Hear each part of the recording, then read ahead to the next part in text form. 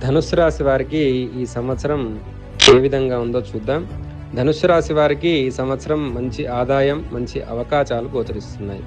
రాహు తృతీయంలో, గురువు సప్తమంలో ఉండడం వల్ల ధైర్యం, సాహసం మెండుగా ఉండి పెద్ద నిర్ణయాలు తీసుకుంటారు. స్నేహితులు, బంధువులు సహకారం అందిస్తారు. వివాహం కాని వారికి వివాహ సమయం, వివాహితులకు సంతానం కలిగే అవకాశం ఉంది. రుణాలు తగ్గే అవకాశం కూడా కనబడుతుంది. అయితే అర్ధాష్టమ శని వల్ల కొంత ఇబ్బంది ఉంటుంది కాబట్టి శనికి తైలాభిషేకం చేసుకోవడము, ఆంజనేయ స్వామికి సింధూరార్చన, నాగవల్లి అష్టోత్తర శతనామార్చన శనివారం నాడు చేయడం. ముఖ్యంగా గురువు అష్టమంలోకి వెళ్ళిన తర్వాత జాగ్రత్త అవసరం. పనులు ఆలస్యంగా అయినా చివరికి విజయం మీవే.